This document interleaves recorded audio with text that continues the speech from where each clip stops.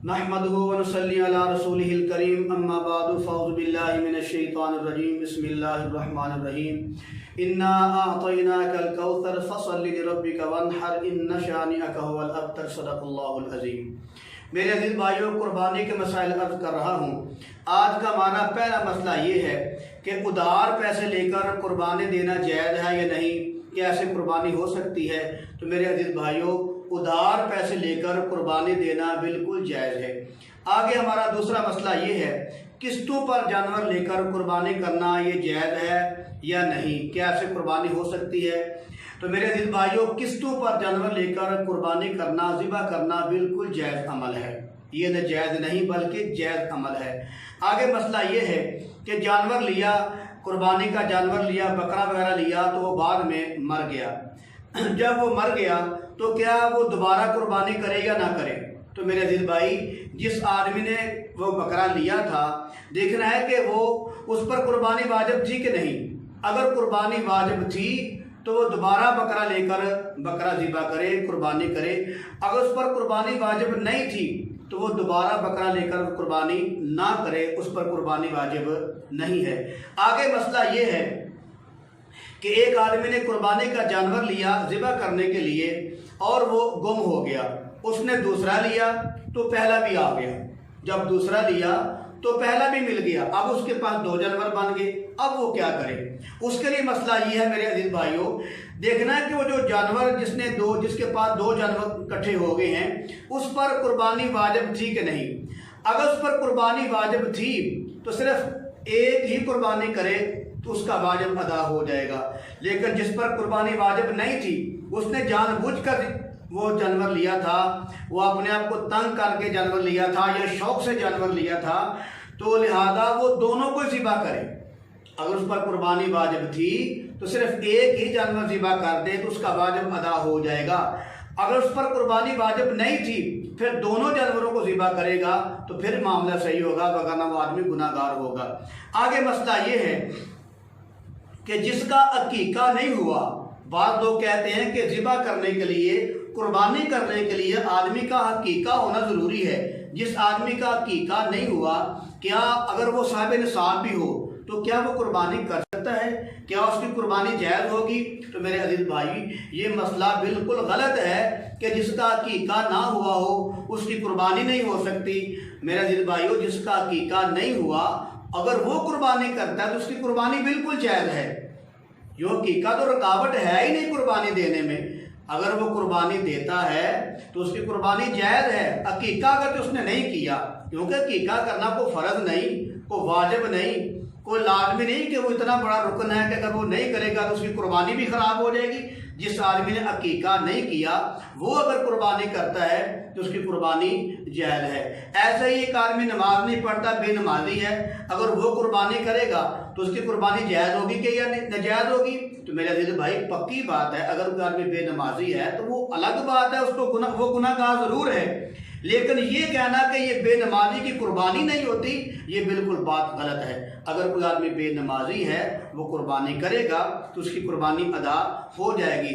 ऐसे ही अगर कोई आदमी ज़कात नहीं देता तो बाद लोग ये कहते हैं कि ये ज़कात नहीं देता लिहाजा इसकी कुर्बानी जायज़ नहीं। तो मेरे अजीज़ भाई, अगर कोई आदमी ज़कात नहीं देता वो अलग गुनाहगार है, वो बेशक गुनाह कर रहा है। लेकिन ये कहना कि ये ज़कात नहीं देता लिहाजा इसकी कुर्बानी भी कबूल नहीं होगी, ये बात बिल्कुल गलत है। ज़कात ना देना उसका एक अलग अमल है, वो उस मामले में गुनाहगार है अगर ज़कात नहीं देता, लेकिन कुर्बानी उसकी हो जाएगी। ज़कात ना देने वाले की कुर्बानी भी जायज़ है, बेनमाजी आदमी की कुर्बानी भी जायज़ है। ऐसे ही अगर कोई आदमी का हकीका नहीं हुआ तो वो कुर्बानी करता है तो उसकी कुर्बानी भी जायज़ है। आगे मसला ये है कि खून ज़िबा करते वक्त, जानवर को ज़िबा करते वक्त जो खून निकलता है वो पाक होता है या नापाक होता है। क्या अगर वो कपड़ों को लग जाए तो ऐसे नमाज पढ़ना जायज़ है या नहीं। तो मेरे अजीज़ भाई, खून दो किस्म के हैं। एक खून वो है जो ज़िबा करते वक्त रगों से निकलता है, जो गर्दन से निकलता है। ज़िबा करते वक्त जो खून निकलता है वो खून अगर कपड़ों में लग जाए तो नमाज जायज़ नहीं। ज़िबा करने के बाद जब जानवर ठंडा हो जाता है और जब गोश्त बनाया जाता है, गोश्त बनाने के दौरान जो उसकी बोटियों से खून निकलता है, अगर वो खून कपड़ों में लग जाए तो वो खून पाक होता है, लिहाजा उसे नमाज भी हो जाती है। लेकिन जो फौरन ज़िबा करते वक्त जो रगू से खून निकलता है वो नापाक होता है, लिहाजा अगर वो कपड़ों में लग जाता है तो उसे कपड़े जो हैं वो नापाक हो जाते हैं, उसे नमाज नहीं होती। आगे मसला ये है कि कुर्बानी का जो जानवर है जब उसको ज़िबा किया जाता है तो बाज़ लोग जो हैं उसके खून में पाउंड बोते हैं, तो कहते हैं कि पाउंड बोएंगे तो पूरा साल हमारे ऊपर बीमारी कोई नहीं आएगी, पूरा साल जो घर में परेशानियां ख़त्म हो जाएंगी, जादू साया टल जाएगा, ये ऐसा मामला है। तो मेरे अजीज भाई, ये मामला बिल्कुल गलत है, ये मसला बिल्कुल गलत है। इसका ना कुरान में कोई सबूत है, ना अहादीस मुबारका में कोई सबूत है, ना सहाबा कराम के इज्मा में, ना खुलाफा राशिदीन के दौर में। ये बिल्कुल गलत और बिदअत अमल है। तो मैंने पहले अर्ज कर दिया है, अल्लाह के हबीब ने फरमाया बिदअत जो होती है ये गुमराही होती है, और जो गुमराही होती है आदमी को जहन्नम की तरफ लेकर चली जाती है। लिहाजा ये तरीका बिल्कुल गलत है कि कुर्बानी के जानवर के खून में पाउंड बोना, इसका मतलब ये है कि तकलीफें पूरे साल की ख़त्म हो जाएंगी। ये बिल्कुल गलत बात है। पूरे साल की तकलीफों को दूर करने वाला कौन है? अल्लाह है। खून की वजह से तकलीफें दूर नहीं होती, वो अल्लाह का हुक्म है। अल्लाह से दुआ करनी चाहिए, अल्लाह पूरी उम्मत के गुनाहों को माफ़ फरमा और पूरी उम्मत की तकलीफ़ों को दूर फरमा, पूरी उम्मत को या अल्लाह शिफा नसीब फरमा। लेकिन ये तरीका कि कुर्बानी के खून में पाउंड बोना इस वजह से कि अगले साल की तकलीफ़ें दूर हो जाएंगी, ये बिल्कुल बिदअत अमल है और ये ऐसा करने से आदमी गुनाहगार होगा। आगे मसला ये है कि कुर्बानी का जो जानवर है उसकी चर्बी से जो साबुन बनाया जाता है, ये अमल ठीक है या नहीं।